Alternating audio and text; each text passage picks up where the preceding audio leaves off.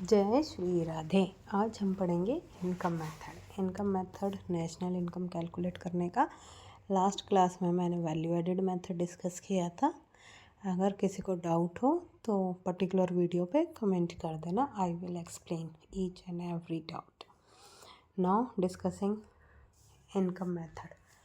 National income method. National income method के जो component होते हैं वो COE होता है, इंटरेस्ट होता है, रेंट होता है, प्रॉफिट होता है। ठीक है। COE में क्या आता है? COE में दो चीज़ आती है, एक वेजिस सैलरी, चाहे वो कैश में हो चाहे वो काइंड में हो, और employer, remember employer, I said employer not a employee, employer contribution towards SSE। हम COE में एम्प्लॉयर कॉन्ट्रीब्यूशन लेते हैं, ना कि एम्प्लॉय कॉन्ट्रीब्यूशन। ठीक है। इंटरेस्ट एज इट इज़ रहेगा। Interest, rent, royalty. प्रॉफिट के 3 पार्ट्स होते हैं, जिसमें एक कॉर्पोरेट टैक्स होता है, एक डिविडेंड होता है, एक अनडिस्ट्रीब्यूटेड प्रॉफिट या रिटेन अर्निंग। ठीक है। डिविडेंड वो पार्ट जो हमने शेयर होल्डर को नहीं दिया होता है या देने वाले होते हैं। ठीक है। अनडिस्ट्रीब्यूटेड प्रॉफिट वो प्रॉफिट जो हमने अपने पास रख लिया हो। सब किसके अंदर आता है? प्रॉफिट के अंदर आता है। तो यहाँ पे आपको मेंशन है कि COE क्या होता है। COE refers to the amount paid employees by the employer. Employee ने कोई भी अमाउंट एम्प्लॉय को पे किया है तो वो COE में आएगा। इसमें 3 आते हैं, salary in cash, salary, wages in kind, employer contribution, जो मैं अभी आपको बता चुकी हूँ।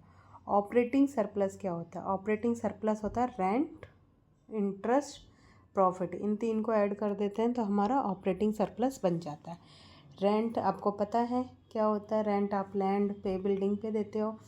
रॉयल्टी क्या होती है? जो लीज़ पे दिया जाता है, कोई भी, जैसे सॉइल लीज़ पे दे दी।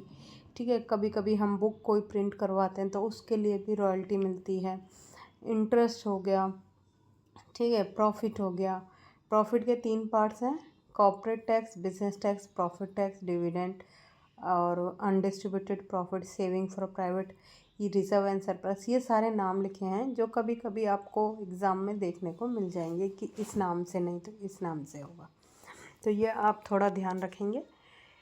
Mixed income as it is रहती है। आपको एग्ज़ाम में ज़्यादा मिक्स्ड इनकम के बारे में नहीं दिया होता है, पर मिक्स्ड इनकम होती क्या है? जो भी इनकम हमें, चाहे किसी बार्बर की इनकम हो, चाहे फार्मर की हो, ठीक है, चाहे रिटेलर, स्मॉल की, बहुत सारी इनकम जो भी हमें कहीं और सोर्स से मिल रही हैं, वो सब मिक्स्ड इनकम में आ जाता है। नेक्स्ट आते हैं इसको कैलकुलेट कैसे करते हैं। तो इसको कैलकुलेट करने का मेथड यहाँ पे है कि COE को प्लस कर दो, OS को प्लस कर दो, मिक्स्ड इनकम को, तो आपको क्या मिल जाता है?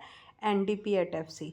रिमेंबर, हमें इनकम मेथड से हमेशा NDP@FC आता है। ये बात आप याद रखेंगे कि इनकम मेथड से हमें क्या मिलता है? NDP@FC। प्रिकॉशंस क्या क्या लेने चाहिए? एग्जाम में मोस्ट फ्रिक्वेंट आस्क्ड क्वेश्चन है कि precautions while taking the income method या national income calculating by the income method.